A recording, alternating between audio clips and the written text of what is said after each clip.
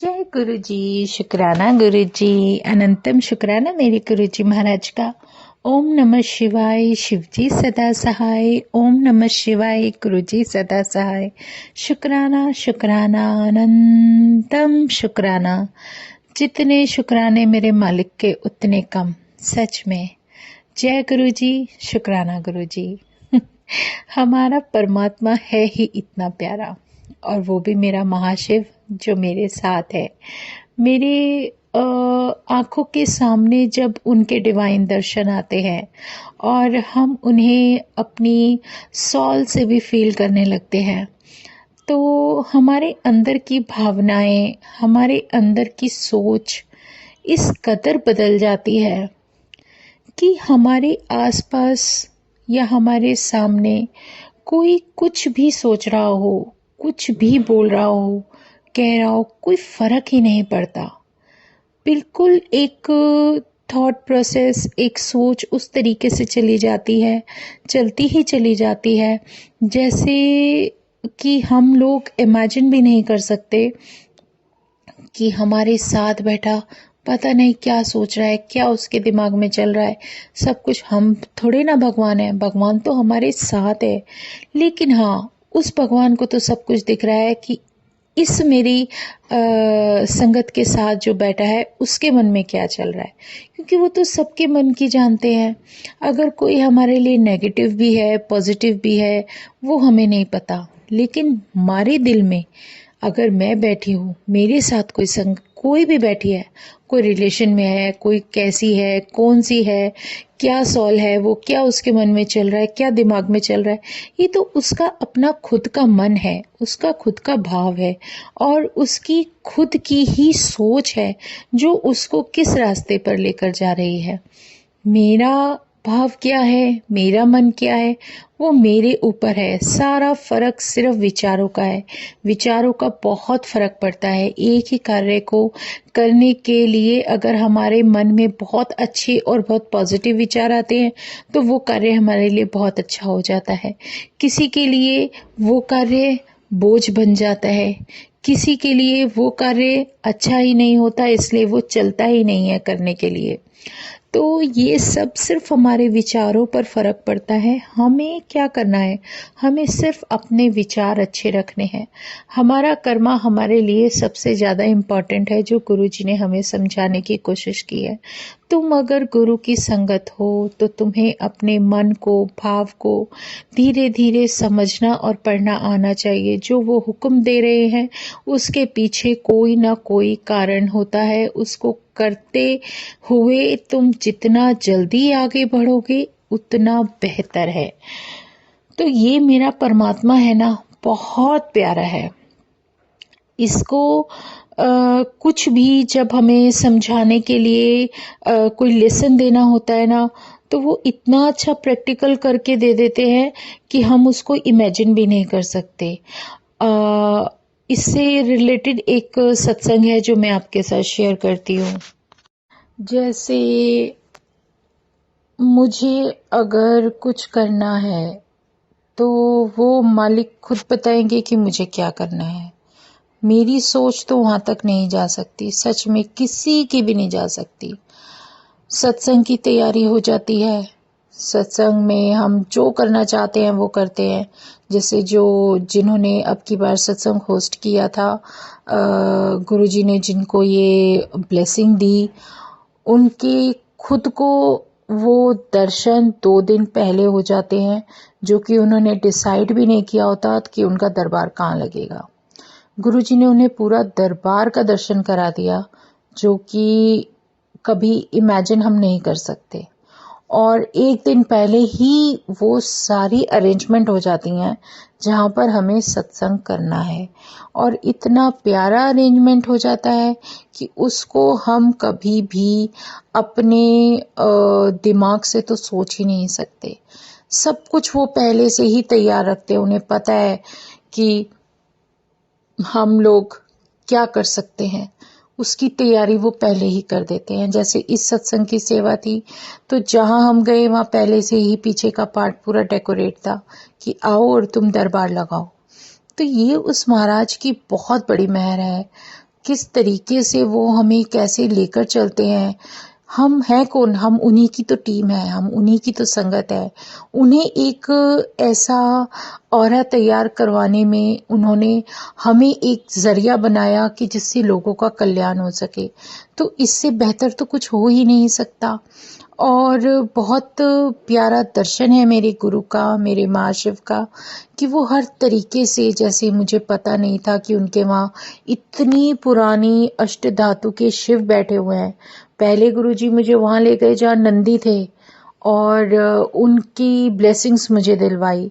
अब की बार जहाँ सत्संग था वहाँ अष्ट धातु से बने हुए इतने प्यारे शिव थे, इतने बड़े, इतने सुंदर। और ये भी बहुत बड़ा चमत्कार था कि मैं जब भी अपने शिव के साथ जाती हूँ सत्संग में, तो अब की बार खाली पानी का ही सेवन किया गया। आरती रह गई थी तो ऊपर से, ऊपर वाले फ्लोर से जो उन शिव के सामने जोत रखी थी, उन शिव भगवान ने ऐसा भाव दिया कि वो बच्चा वो जोत लेकर नीचे लेकर आ गया और शिवलिंग के सामने रख दिया। तो ये सब वो कैसे कराते हैं? वो सिर्फ मन में भाव देते हैं। वो कोई ये थोड़ी है कि वो आके खड़े हो जाएंगे आपके सामने और कहेंगे तू ये कर। नहीं, वो मन के भाव ही ऐसे कर देते हैं कि आप वो काम करते ही चले जाओगे।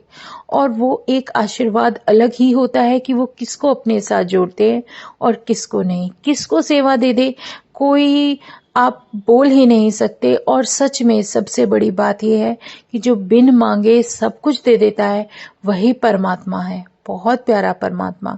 और जब गुरुजी के वहाँ पर हमने गद्दी लगाई, जो भी हमने जैसे तैयारी करनी थी कर दी, उसके बाद उस गद्दी पर जो इतने प्यारे दर्शन हुए जिसमें ब्रह्मा विष्णु महेश का स्वरूप रखा गया।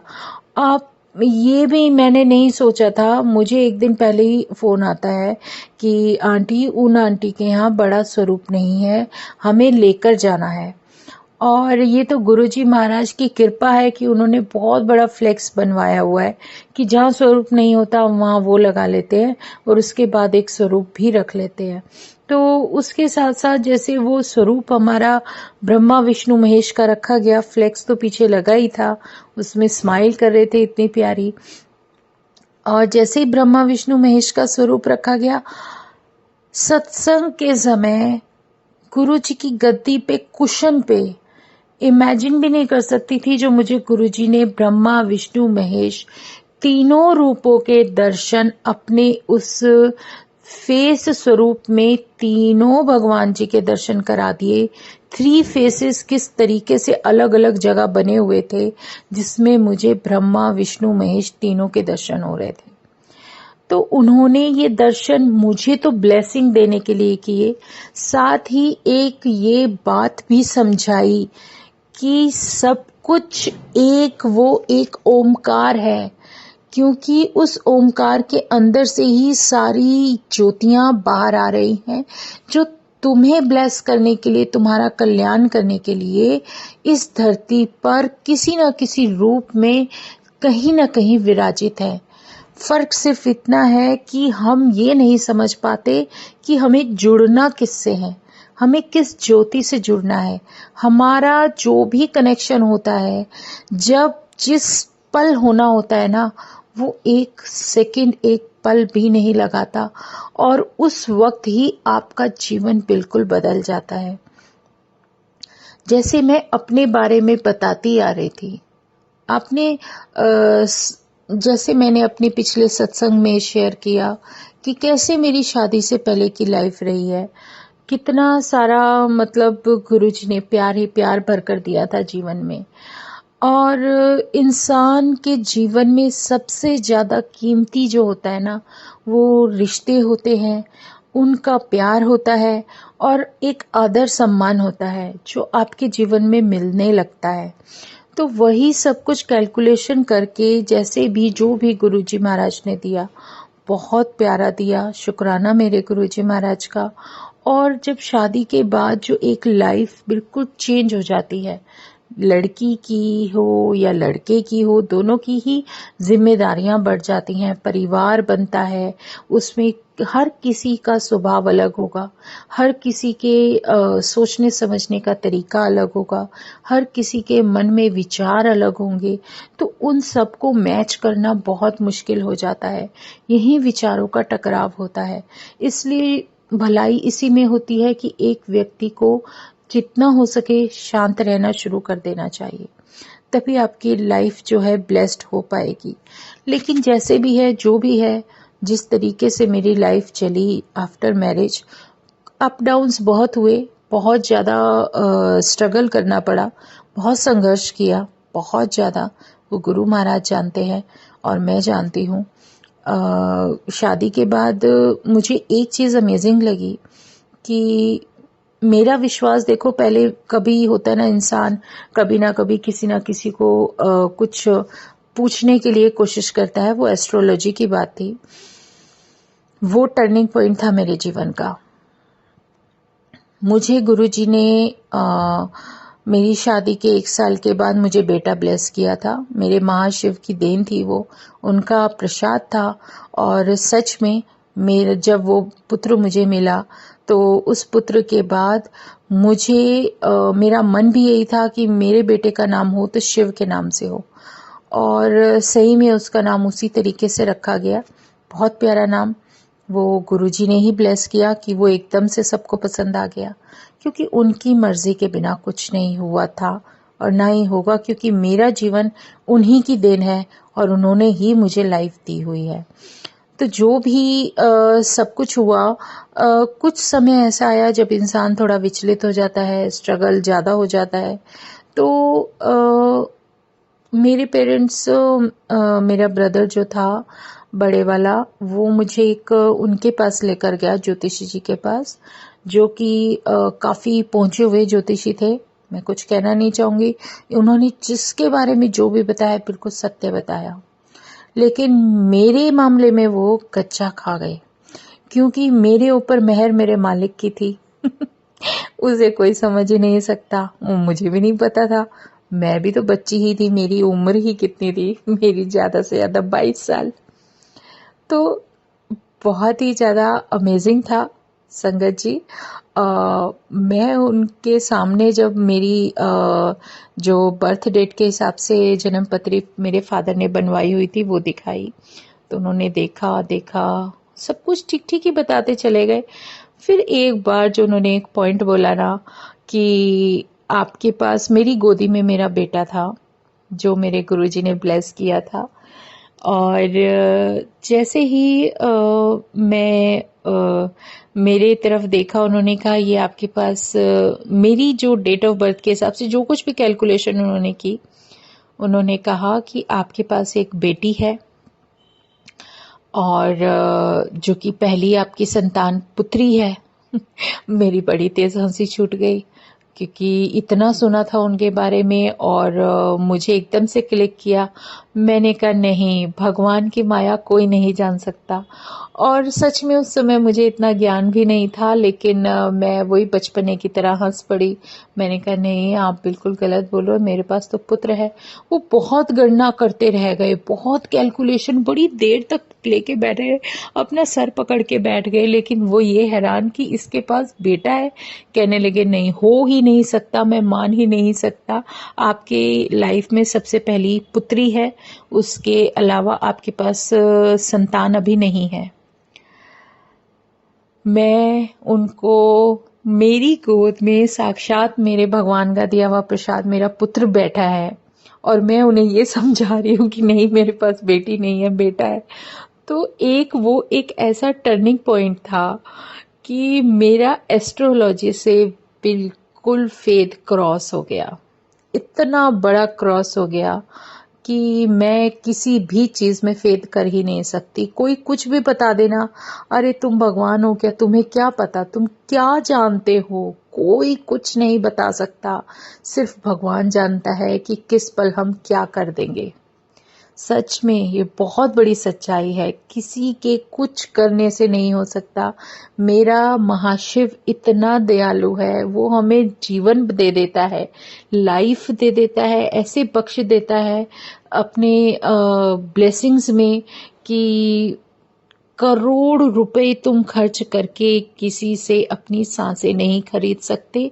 जो सांसें मेरा मालिक अपनी भक्ति में बैठी हुई अपनी संगत को ऐसे ही दे देता है, और उसके देने का तरीके, बख्शने का तरीका कुछ अलग ही होता है। वो जब हम अपने गुरु से जुड़ते हैं ना, तो धीरे धीरे धीरे धीरे गुरु जी खुद ही अपने वो सारे जो होते हैं ना मिरेकल्स, वो दिखा दिखा के हमें समझा समझा के ही दिखा देते हैं कि देखो, इसको कहते हैं भगवान की माया।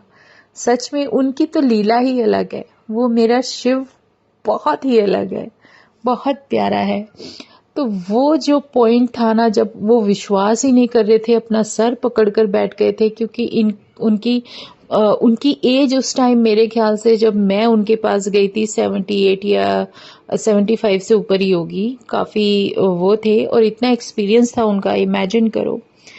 और वो सर पकड़ के बैठ के कह रहे, हो ही नहीं सकता, आपके इसके हिसाब से तो आपके पास पहली बेटी है।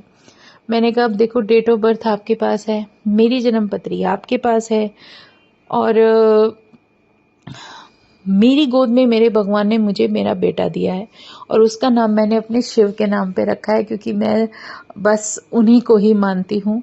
और सच में उन्होंने बहुत कुछ बोला, बताया भी, काफ़ी कुछ ठीक था, काफ़ी कुछ नहीं था। देखो, जो भी एस्ट्रोलॉजर है, मैं ये नहीं कहती गलत होते हैं, सब सही होते हैं, सबकी जितनी गणना होती है वो उनकी पढ़ाई के ऊपर होती है, लेकिन हर बात सच नहीं हो सकती, क्योंकि जो भगवान पल में बदल देता है ना चुटकियों से, तो वो यही सब तो बदलते हैं।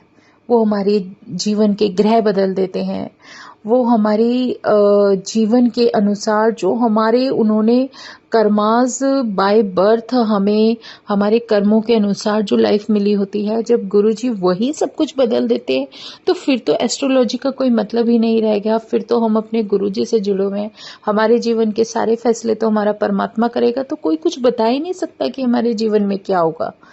वो कभी भी आपको किसी भी तरीके से किसी भी जगह अटकने ही नहीं देंगे। उनकी लीला अपरंपार है। उन्होंने हमारा हाथ पकड़ा है तो वो निकाल कर लेकर चले जाएंगे, हम लोग इमेजिन भी नहीं कर सकते। कितने कष्ट, कितनी परिस्थितियां, कितनी मुश्किलें आएंगी, तुम सोच भी नहीं सकते। लेकिन उस समय मुझे इतनी समझ नहीं थी, मेरी उम्र भी बहुत छोटी थी, और बेटा मेरे पास था, तो मेरा विश्वास उससे बिल्कुल हट गया, कोसों दूर हो गया। उन्होंने मुझे ये बोला था कि जैसे पुत्र है, और आपकी मेरे हस्बैंड के बारे में जो बताया, तो मतलब मुझे कहीं भी कुछ ऐसा नहीं लगा कि हाँ ये सब पॉसिबल है। मैं सिर्फ ये मानती थी कि मेरा भगवान मेरे साथ है, मुझे किसी की कोई फिक्र ही नहीं। इतना विश्वास उस परमात्मा ने शुरू से दे रखा था, और मेरा फेथ सिर्फ उन्हीं में था, और किसी की बात मैं नहीं सुनना पसंद करती थी कि कोई ज़बरदस्ती ही कहे। और फिर कई बार ऐसा होता था कि कुछ भी ओकेजन होता या कुछ होता, अरे ये करना ज़रूरी है, इतना ये यहाँ पर करना ज़रूरी है। मतलब जैसे अगर कोई पूजा है, तो पूजा में जितने भी एक वो होती है ना बहुत लंबी चौड़ी लिस्ट, मैं कहती थी भगवान जी, आप सच में ये ऊपर से लिख के देते हो क्या कि ये सब करना ही करना है? मतलब मेरा मन शुरू से ही एक ऐसे भाव में रहता था, जो शायद मेरे गुरुजी की इच्छा से था, कि वो भी कहते थे कि तू सारे वहम छोड़ दे। क्योंकि वहम क्या होता है? वहम होता है डर। डर क्या? अगर बिल्ली चली गई तो अरे हमारा नुकसान हो जाएगा। क्यों हो जाएगा? अरे वो भी तो जीव है, भगवान ने, परमात्मा ने उसे जीवन दिया है, तो वो अपने रास्ते जा रही है। क्या पता हमें देखकर वो डर जा रही है, आदमी यहाँ से गुजर रहा है, पता नहीं इसकी किस्मत कैसी है, मेरा क्या होगा आगे, कोई मुझे मार के ना चला जाए। तो ये तो हर किसी का विचार अलग है। अब मेरे साथ क्या होता था, मैं तो अभी भी कुछ दिन पहले की बात बताती हूँ, शिवरात्रि के दिन की बात बताती हूँ। मुझे जल देना था सूर्य देव को, तो मुझे ऐसा लगता था जैसे मुझे कहीं से कोई प्रोटेक्शन मिलती है। मैं ऊपर 2 फ्लोर ऊपर गई हूँ और मुझे जल देना है, तो मेरे पास व्हाइट कलर की बिल्ली बैठी है। वो मुझे जैसे ऐसे बैठी है जैसे मेरी मेरी प्रोटेक्शन के लिए बैठी है कि कुछ आएगा तो मैं इसको, जैसे कोई रखवाली नहीं करता ऐसे। तो एक मन में होता है ना, वहम वहम को ही तो निकालना है, गुरुजी यही कहते हैं। वो क्यों अपने हमारे खान पान में भी कभी कमी नहीं निकालते। वो कहते हैं जो कुछ भी करो, तुम धरती पर आए हो, तुमने सिर्फ मेरा नाम जपना है। मैं इतना जानता हूं कि तू मेरी संगत है, तुझे नाम जपना है। और सच में जब नाम जप करते हैं ना, तो परमात्मा को हमारे अकॉर्डिंग जो हमें चाहिए होता है, उसी तरीके से हमारी सॉल के अकॉर्डिंग ही हमें चलाकर लेकर चलने लगते हैं। अगर हमें किसी चीज से दूर होना होगा, तो हमारा मन खुद ही होता चला जाएगा। आप किसी भोजन से, अब ये देखो, मैं बचपन से ही, मुझे एग्स बहुत पसंद थे। एग में सच है, बहुत बड़ा सच, कि मैं एग्स बहुत पसंद करती थी, चाहे बॉइल्ड हो चाहे ऑमलेट हो। यही एक चीज पसंद थी, बहुत करती थी। लेकिन मेरा मन उससे ऊब गया, क्योंकि जब से मेरे को गुरुजी के दर्शन हुए या कुछ भी ऐसा था, तो मुझे उन्होंने नहीं रोका टोका किसी चीज के लिए। वो कहते तू जो मर्जी खा। मुझे दर्शन तभी हुए थे गुरुजी के जब मैं सब कुछ खाती थी, एग्स वगैरह लेती थी। तो ऐसा कोई वहम नहीं रखने की जरूरत है कि हम ये खाते हैं तो हमें भगवान नहीं मिलेंगे। नहीं, ऐसा कुछ भी नहीं है। उन्होंने मुझे कभी किसी चीज के लिए नहीं मना किया। ये मेरा मन है, जैसे मैं हूं, मेरे भाव है, मेरे अपने आप धीरे धीरे बदलते चले जाएंगे। मेरा मन ही नहीं करता मैं उसे देख के मेरा मन करे कि भाई मैं इसे खाऊं। नहीं, ये सब पॉसिबल ही नहीं है। आप अपने आप उस चीज से दूर हो जाओगे जो आपके लिए सही नहीं है। वो कुछ नहीं कराएंगे, उसके नाम की शक्ति अपने आप करा देती है। हम किसी को कभी फोर्स नहीं कर सकते, ना ही हमें किसी को फोर्स करना है। अगर कोई भगवान को मानना चाहेगा ना, तो वो उसकी मर्जी होगी। अगर हम गुरु जी के सामने हाथ जोड़कर, सर झुकाकर बहुत प्रेम से उनके चरण छूते हैं, तो ये उस गुरु की मर्जी है कि हम उसके पैरों को हाथ लगाएं, क्योंकि ये भाव भी वही देता है। उसकी मर्जी के बिना कुछ नहीं होता। कोई हाथ जोड़कर खड़ा है ना, तो वो गुरु की मर्जी है कि ये मेरे सामने हाथ जोड़ेगा। नहीं तो एक से एक धुरंधर नास्तिक भरे पड़े हैं, एक से एक पर्सनालिटीज भरी पड़ी हैं, जो जानती भी नहीं कि कोई एनर्जी इस तरह की इस धरती के ऊपर है। तो उसमें आप अपना कुछ चला ही नहीं सकते। हम ये सोचिए, अगर मैं अपने परमात्मा से जुड़ गई, तो मैं ये नहीं समझ सकती कि मेरा पूरा परिवार ही जुड़ गया। जब तक गुरु की मर्जी नहीं होगी, जब तक उसका समय नहीं आएगा, उस सॉल का समय नहीं आएगा, तब तक वो गुरु से नहीं जुड़ सकता। चाहे वो हमारे परिवार में रहने वाले अगर 8-9 सदस्य हैं, तो वो 9 के 9 एक साइड एक तरह से नहीं जुड़ सकते। अगर जुड़ते हैं तो उसकी किस्मत बहुत अच्छी है। और अगर नहीं जुड़ा है कोई परिवार, ऊपर का दिखावा नहीं चलता, ऊपरी दिखावा नहीं। ऊपरी दिखावा तो परमात्मा पता नहीं साइड पे ही रख के फेंक देता है, उसका कोई आवरण ही नहीं है। जैसे हम कपड़े उतार कर फेंक देते हैं ना, ऐसे वो दिखावा नहीं चलता। एक होता है अंतर मन से जुड़ना, सच्चे मन से उस भगवान को प्रणाम करना ही तुम्हारे लिए बहुत बड़ी एक आशीर्वाद का काम करता है। तो जब हम पूरे परिवार के साथ, अगर हम चाहें कि हर कोई हमारी तरह जुड़ जाए, तो वो नहीं। जब तक उस सॉल का समय नहीं आएगा, गुरुजी उसको नहीं जुड़ने देंगे।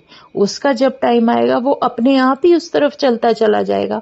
मुझे कुछ समझाने की जरूरत ही नहीं है, ना मेरे कुछ बताने से होगा, ना किसी और के। जब उसका समय आएगा, तो वो शक्ति अपनी तरफ अपने आप खींच लेगी। अब जैसे मैं आपको एक सिर्फ एक छोटा सा सत्संग देती हूँ।